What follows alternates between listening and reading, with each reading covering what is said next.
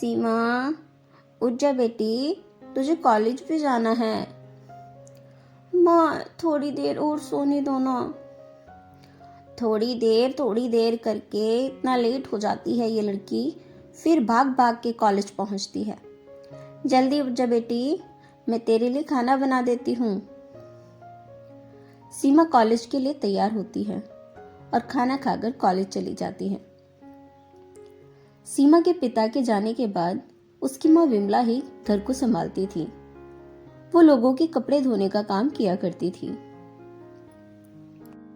बहन जी, ये लीजिए आपके कपड़े, और मुझे दूसरे कपड़े दे दीजिए धोने के लिए। अरे विमला, अब की बार जल्दी कपड़े ले आई। रुको, मैं दूसरे कपड़े देती हूँ।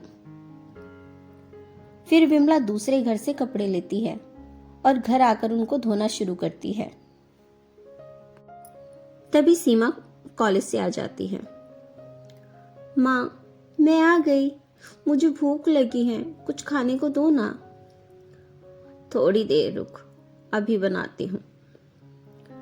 विमला सीमा को खाना देती है और फिर से अपने काम पर लग जाती है। सीमा खाना खाकर अपना होमवर्क करती है। विमला को काम के बदले जो पैसे मिलते थे, उसी से उसका घर खर्च चलता था। माँ, मुझे कुछ किताबें लानी हैं, तो मुझे पैसे चाहिए। ठीक है, ये लो, और कल आते समय बाजार से किताबें ले आना। सीमा अगले दिन बाजार जाती है और किताबें ले आती है। ऐसे ही दोनों का समय बीत रहा था। एक दिन विमला की तबीयत खराब हो जाती है और वो कपड़े लाने के लिए नहीं जा पाती। तो वो सीमा को बोलती है, सीमा, मेरी तबीयत ठीक नहीं लग रही, तो कॉलेज से आते समय आंटी के घर से कपड़े लेती आना। ठीक है माँ, आप आराम करो। सीमा कॉलेज के बाद आंटी के घर आती है। आंटी जी, माँ ने बोला है कपड़े लाने के लिए। अरे सीमा, विमला नहीं आई कपड़े लेने। आंटी जी, माँ की तबीयत ठीक नहीं है, इसलिए मैं आई हूँ। फिर सीमा कपड़े लेकर घर आ जाती है। माँ, मैं कपड़े तो ले आई आंटी के घर से। सीमा बेटी, मेरी तबीयत अभी भी ठीक नहीं हुई है, तुम खाना खा लो, फिर ये कपड़े धो देना। ठीक है माँ। सीमा खाना खाकर कपड़े धोने लग जाती है और अगले दिन कपड़े देने के लिए जाती है। वो रास्ते में देखती है कि एक बुजुर्ग एक पेड़ के नीचे बैठे हैं। देखने में लग रहा था कि वो कई दिनों से भूखे हैं, और वो सीमा से कहते हैं, बेटी, कुछ खाने को दे दो, बहुत भूख लगी है।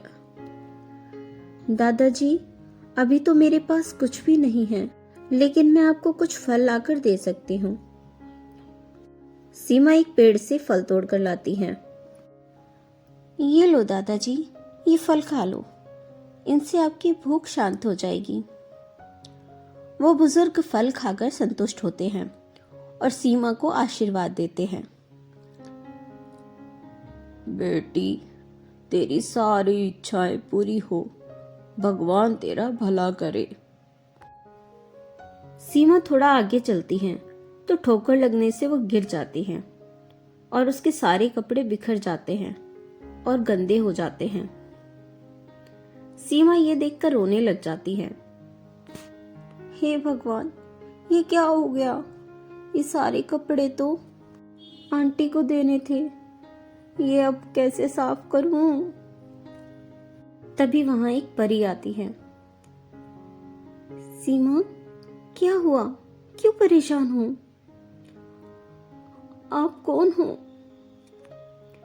मैं परी हूं और यहाँ से गुजर रही थी तो तुम्हें इस हालत में देखा तो खुद को रोक नहीं पाई और तुम्हारे पास आ गई।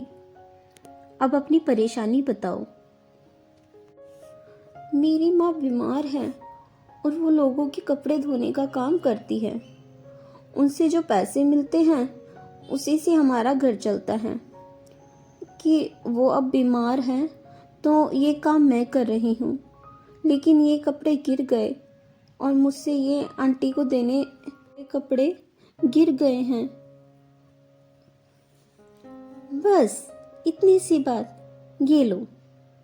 और परी गंदे कपड़ों को साफ सुथरा कर देती है।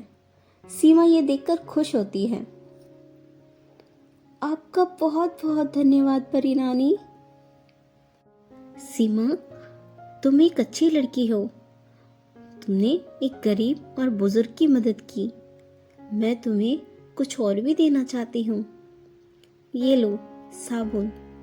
ये कोई साधारण साबुन नहीं है, ये जादुई साबुन है।